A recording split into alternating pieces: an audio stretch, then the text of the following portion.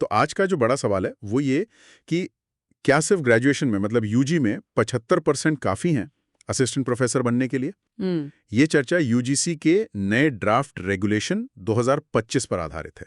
Doctor Venudhar रोतिया का विश्लेषण हमने देखा है जी। और कोशिश यही रहेगी कि ये जो नई प्रस्तावित योग्यताएं हैं इनको बिल्कुल साफ साफ समझें बिना किसी कंफ्यूजन के। बिल्कुल। तो लग रहा है 2 मेन रास्ते हैं शायद इसमें। हाँ, मोटे तौर पर 2 रास्ते सुझाए गए हैं, हम दोनों पर ही बात करेंगे अभी। ठीक है, तो सबसे पहले क्या ये मान लें कि अब नेट या पीएचडी इनके बिना भी कोई चांस है? क्या वाकई मौके खुल गए हैं?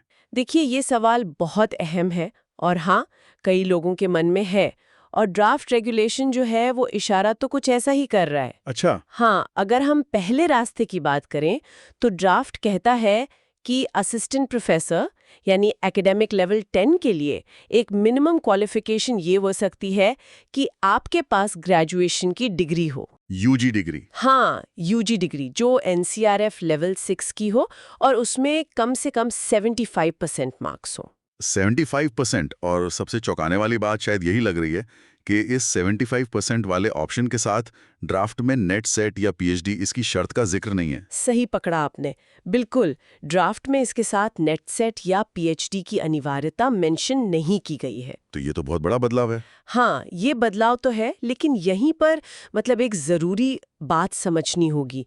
ये एक न्यूनतम योग्यता बताई गई है। न्यूनतम, हाँ। इसका मतलब है कि आप अप्लाई करने के लिए एलिजिबल हो जाते हैं। अच्छा, सिर्फ एलिजिबल? जी, लेकिन जो एक्चुअल सिलेक्शन प्रोसेस होगा उसमें यूनिवर्सिटी या कॉलेज वो लगभग हमेशा ही पीएचडी डिग्री को, अच्छे रिसर्च पब्लिकेशंस को, एपीआई स्कोर को, स्कोर, हाँ, वो तो होता है। एकेडमिक परफॉर्मेंस इंडिकेटर स्कोर, जिसमें सब जुड़ता है, टीचिंग, रिसर्च, सेमिनार वगैरह, इन सब को अच्छा खासा वेटेज मतलब महत्व देंगे ही। तो हो सकता है कि 75% आपको एलिजिबल तो बना दें, लेकिन फाइनल रेस में आगे निकलने के लिए अपनी प्रोफाइल को मजबूत करना, जैसे पीएचडी करना या रिसर्च पेपर्स पब्लिश करना, वो शायद उतना ही जरूरी बना रहेगा। समझ गया, मतलब दरवाजा खुला है पर अंदर जाने के लिए मुकाबला तगड़ा ही रहेगा। बिल्कुल, योग्यता मिलना एक बात है, सिलेक्शन होना बिल्कुल दूसरी। ठीक है, तो ये तो हुई ग्रेजुएशन वालों की बात। अब जिनके पास पोस्ट ग्रेजुएशन है मतलब पीजी डिग्री है, उनके लिए क्या सीन है? हाँ, उनके लिए दूसरा रास्ता बताया गया है ड्राफ्ट में। अगर किसी के पास पोस्ट ग्रेजुएशन की डिग्री है, पीजी डिग्री, एनसीआरएफ लेवल 6.5 वाली, जी, एनसीआरएफ लेवल 6.5, तो उसमें कम से कम 55% मार्क्स चाहिए। 55%। और इसके साथ या तो UGC net, CSIR net, ICAR net या फिर जो स्टेट लेवल के होते हैं एसएलईटी सेट, इनमें से कोई एक क्वालिफाइड हो। हाँ। या फिर उनके पास पीएचडी डिग्री हो जो एनसीआरएफ लेवल 8 की हो। अच्छा, तो यहाँ पर मतलब पीजी वालों के लिए ऑप्शन है 55% के साथ या तो नेट सेट क्लियर हो या फिर पीएचडी हो, दोनों में से कोई एक। जी हाँ, ड्राफ्ट तो यही कहता है, पीजी 55% और साथ में नेट सेट या पीएचडी, कोई एक चीज काफी है एलिजिबिलिटी के लिए। ये तो इंटरेस्टिंग है, क्योंकि पहले तो अक्सर लगता था कि नेट भी हो और पीएचडी भी हो तो ज्यादा फायदा है। फायदा तो खैर हमेशा होता है एक्स्ट्रा क्वालिफिकेशन का, लेकिन ड्राफ्ट के मुताबिक एलिजिबिलिटी के लिए दोनों में से एक काफी है। तो इसका मतलब ये हुआ कि जो पीजी डिग्री वाले कैंडिडेट्स हैं उनके पास अब स्ट्रैटेजी बनाने के लिए 2 क्लियर रास्ते दिखते हैं। अच्छा, कैसे? या तो वो पूरी तरह से फोकस करें नेट सेट एग्जाम क्रैक करने पर, या फिर वो पीएचडी पूरी करें और साथ साथ अच्छे जर्नल्स में रिसर्च पेपर्स पब्लिश करें ताकि उनकी प्रोफाइल स्ट्रांग बने। तो दोनों में से एक रास्ता उन्हें एलिजिबल बना देगा? हाँ, ड्राफ्ट के हिसाब से। पर यहाँ भी बात वही आ जाती है कि सिर्फ एलिजिबिलिटी काफी नहीं है। बिल्कुल, ये पहला स्टेप है। फाइनल सिलेक्शन के लिए तो प्रोफाइल का वजन, मतलब रिसर्च, पब्लिकेशंस, एक्सपीरियंस, ये सब मैटर करेगा ही। तो फिर मतलब ओवरऑल तैयारी कैसे की जाए? अगर कोई यूजी 75% वाला है या कोई पीजी 55% वाला, उन्हें अब असल में क्या करना चाहिए? देखिए, मेरा सुझाव तो यही रहेगा कि अगर कोई यूजी 75% के बेसिस पर एलिजिबल हो रहा है तो उन्हें सीरियसली पीएचडी में एडमिशन लेने के बारे में सोचना चाहिए। फौरन? हाँ, क्योंकि जैसा हमने डिस्कस किया, सिलेक्शन में उसका वेटेज रहने की पूरी संभावना है।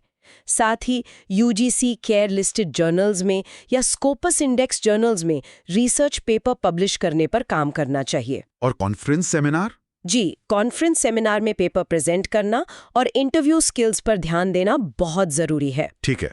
और जो पीजी 55% वाले रास्ते पर हैं, उनके लिए या तो पूरी मेहनत से नेट सेट की तैयारी करें या फिर पीएचडी और क्वालिटी रिसर्च पब्लिकेशंस पर फोकस करें। जो भी रास्ता चुने उसे अच्छे से करें। लेकिन ये तो हो गई कैंडिडेट की तैयारी। सिलेक्शन कमेटी किन चीजों को देखती है? मतलब फाइनल मेरिट लिस्ट कैसे बनती है? ये मिनिमम एलिजिबिलिटी तो बस एंट्री टिकट है। बिल्कुल सही कहा आपने, एंट्री टिकट। फाइनल सिलेक्शन में बहुत कुछ देखा जाता है। आपके एकेडमिक स्कोर देखे जाएंगे, यूजी पीजी के मार्क्स। हाँ। फिर क्या कैंडिडेट के पास नेट, जेआरएफ या पीएचडी है और उसका वेटेज कितना है, ये यूनिवर्सिटी तय करेगी। अच्छा, वेटेज अलग अलग हो सकता है? हाँ, ये एक इम्पॉर्टेंट पॉइंट है। हर यूनिवर्सिटी या स्टेट पब्लिक सर्विस कमीशन अपना अलग वेटेज सिस्टम बना सकती है। ओह, अच्छा। इसके अलावा रिसर्च पब्लिकेशंस देखे जाते हैं, कितने हैं, किस क्वालिटी के जर्नल्स में है, कोई टीचिंग या रिसर्च का एक्सपीरियंस है या नहीं। Awards, fellowships. हाँ, कोई अवार्ड मिला हो, कोई फेलोशिप हो। और आखिर में सबसे जरूरी, इंटरव्यू कैसा गया और डेमो लेक्चर या क्लासरूम टीचिंग का परफॉर्मेंस कैसा रहा। बाप रे, मतलब काफी सारी चीजें हैं। जी हाँ, तो ये सिर्फ एक क्वालिफिकेशन की बात नहीं है, एक ओवरऑल प्रोफाइल की बात है।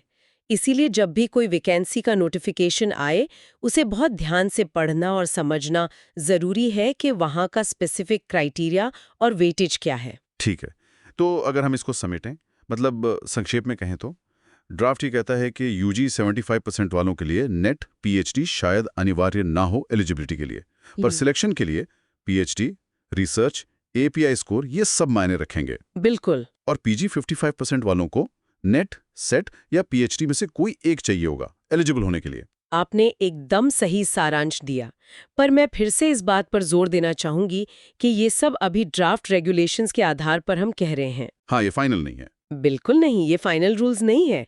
जब सरकार फाइनल गजट नोटिफिकेशन जारी करेगी, तब हो सकता है इसमें कुछ बदलाव भी हों। इसलिए सभी कैंडिडेट्स के लिए बहुत जरूरी है कि वो ऑफिशियल अपडेट्स पर लगातार नजर बनाए रखें। एकदम सही पॉइंट। ये चेतावनी बहुत जरूरी है। और जाते जाते एक सवाल शायद हम अपने श्रोताओं के लिए भी छोड़ सकते हैं सोचने के लिए, जरूर, कि अगर यूजी 75% वाले रास्ते से एलिजिबल होने पर भी फाइनल सिलेक्शन में पीएचडी और रिसर्च का महत्व बना ही रहता है, तो ये जो नया प्रस्तावित नियम है, ये असल में उन कैंडिडेट्स के लिए कंपटीशन को कितना आसान या अलग बनाएगा जिनके पास शायद अभी हायर क्वालिफिकेशन या गहरा रिसर्च अनुभव नहीं है। सोचने वाली बात है।